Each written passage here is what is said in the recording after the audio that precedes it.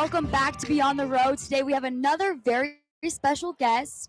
Julie Duffy is in the house. Thank you. Chief Communication Marketing Officer at FIFA World Cup. Can we just take a moment to pause? That's an insane title. That's insane. Thank you so much for joining us on Beyond the Row. I hope your week has been good so far. It's been Radio fantastic. Row. There's a lot going on here. Very. This is so exciting, especially since the World Cup is being hosted in Boston. And since we are from Bryant University, which is super close by, we must know, what will the team-based camp entail for Bryant University? Oh, that's a great question. So I think a lot of those details... See if she can get a little closer, please. A lot of these details... Sorry about that. Yeah, great. A lot of the details are being worked out now, but it's very unique and exciting for a university to be chosen to be part of the options for a team-based camp. Bryant was the first in our region and could be one of very few. So it's a high-profile opportunity. That's crazy. It's very exciting. I've heard some behind-the-scenes rumblings, but I can't steal this thunder. I can't just tell anything yet. I do know later this month we'll know a lot more about all the base camps, and good luck to Bryant. All right, Kori, what do you have for Gillette Stadium? How do you prep that? What do you have to change? What do you have to take away? Do you have to change the whole court? What does that entail? Yes, actually there are FIFA mandated modifications to the stadium.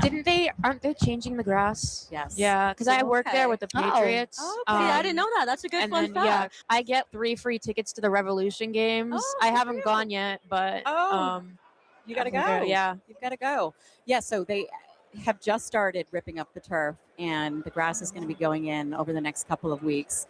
They take out some of the seats for media availability and things like that. But the main thing is the turf coming up and real grass going down and growing lights and all of that. That's the regulation? Yeah.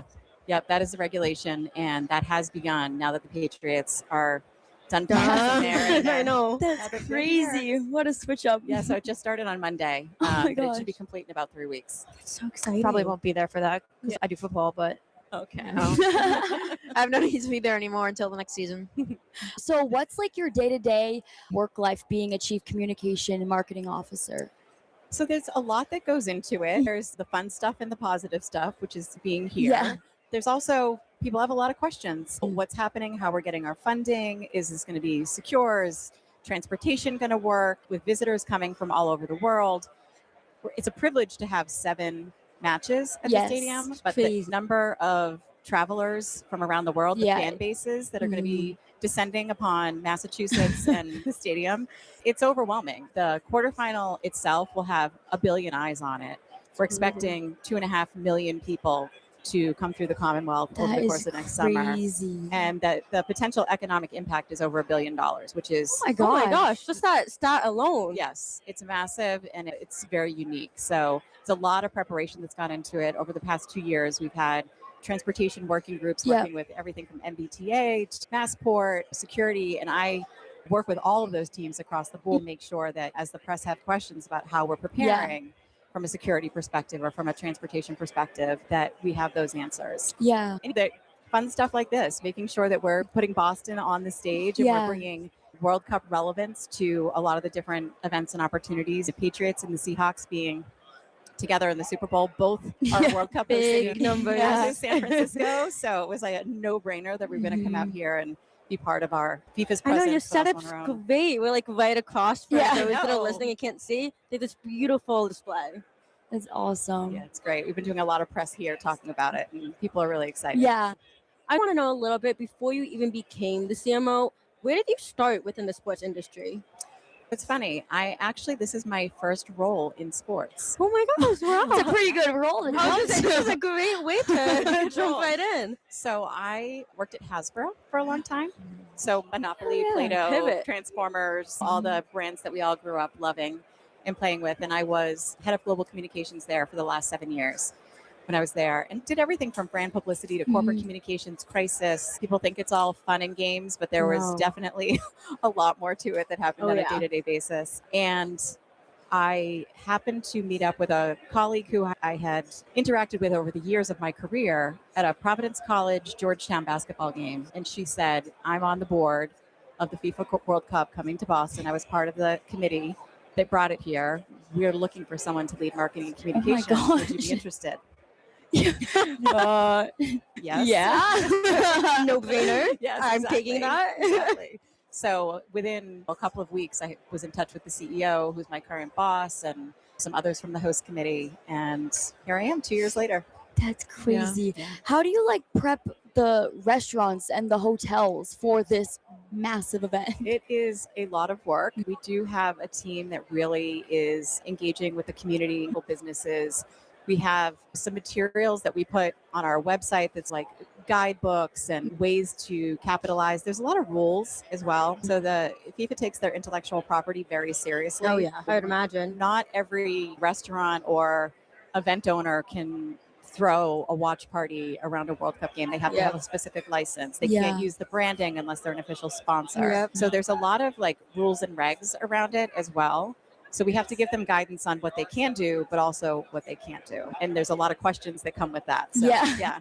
That sounds it. Yeah. As part of the small fine print and crisis communications, can I ask, recently in the news, there was a shakeup about Gillette Stadium. Could you give some insight about what's going on there? And is it going to happen? Is it going to not happen? I'm confident that it's going to happen. Yeah. I think there's a lot of different conversations that are still happening around funding. Okay. So we have 3 different sources of funding. One is federal, which is largely security, state funding, and then commercial partners that we bring on.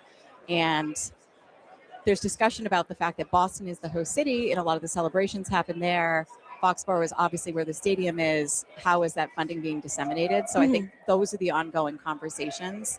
I'm confident it will get resolved. That's good news. Yeah. Not going to win again. Yes, exactly. Yeah. Oh my gosh. That would be crazy. Right? 'Cause Yeah. it's I know. that's a lot. There's so many different components, I feel like, to your job that you have to happen real fast, I feel like. Real fast. Yeah. And that is the thing about communications, especially when you're on the front lines with media. They don't Mhm. wait. They want to know the answer. Literally, I was here and somebody asked me the same question that you just asked in real time yesterday as I was standing right over there. That, So, that yeah. checks out. so you have to be prepared. And even though I don't necessarily work day to day with the town of Foxborough or on the security plans or the funding plans, I need to know all of this stuff because I have to be at the ready to answer Yeah. all the questions. Yeah, you figure out something's gonna happen, and then you gotta like get a head start on it, pretty much. You almost have to turn into an investigator. Yeah. It's okay. Hang on a second. I need to know, who do I go to, and I have all my colleagues and counterparts on speed dial. Yeah. Like to make the moment sure. I found out I was going to be in this class, I was like, San Francisco. I was searching up everything around.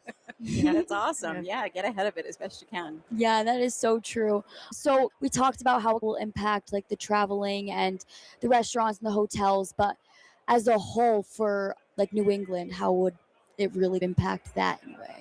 So I think, again, the opportunity to create economic impact of over $1 billion is massive, and a lot of It's insane. that is tourism related. So we work really closely with Meet Boston, the tourism organization in Boston. And like I've traveled to Milan with them, I've traveled to London with them, promoting the fact that the World Cup is coming to Boston. Some of my counterparts at Tall Ships or Mass 250 or some of the restaurants that are in Boston, we get together and collectively do these road trips and promote to journalists and press. And in London, I was all over London doing media interviews about the fact that the World Cup was coming to Boston and what people should expect when they come, driving that buzz and excitement. The draw happened, which is when we learned what teams playing here for the group stage matches, and Boston has an outstanding draw. So now it's been phenomenal. So What? Yeah. I'm wondering, because obviously football is so American, right? But then in Europe, it's like, we call it's American football, then there's football. Yeah. Apologies, the little it's all good. it's a tongue twister because I get so confused. But we're obviously here at Radio Row and we're discussing American football. Yeah. Do you feel like you guys have to like work to share fans or differentiate yourself because America's traditional American football related? So I think it's a good question. I think in America, we call football and soccer, and really our FIFA counterparts from all over the world become accustomed to calling it soccer. I think a big objective in hosting the World Cup in the United States is to continue to grow the sport of soccer. So taking advantage of audiences with all other sports to help to grow the sport of soccer is a very important part of our objectives. In your opinion, would you say that the NFL moving to other countries is bigger than this soccer coming to the United States, or vice versa? It's a good question. I think I work very closely with folks over at Gillette Stadium and the Patriots who are really working on expanding their global audiences in Brazil and in Germany. And we've actually been able to collaborate with them. There's a friendly match coming up at Gillette Stadium Yeah, I heard about that. on Yeah. March 26th with Brazil and France. We're all trying to expand our audiences in partnership with each other. I don't know if I would say one's bigger than the other. I have two sons, and they are both huge global soccer fans. We visited a number of different stadiums in Europe, and you can tell that they're heavily cross-promoting football and soccer. Yeah. So. I'm personally a big Yeah. fan. I love soccer. One quick question before we end. Sure. Professor Fourier really wanted to know if he could rent out his house during the World Cup and how much he would make off of it. Well, Big question. I can all but guarantee that will not be a problem. There you Hey, go. you hear It's not going to this? be a problem. Not a problem To at rent out all. your house. Oh, yeah. It's You sure? pretty positive. Okay. Thank you. Good news. Thank you so much, Julie, for joining us on Beyond the Row. You're so incredible, and we hope everything goes well for the FIFA World Cup.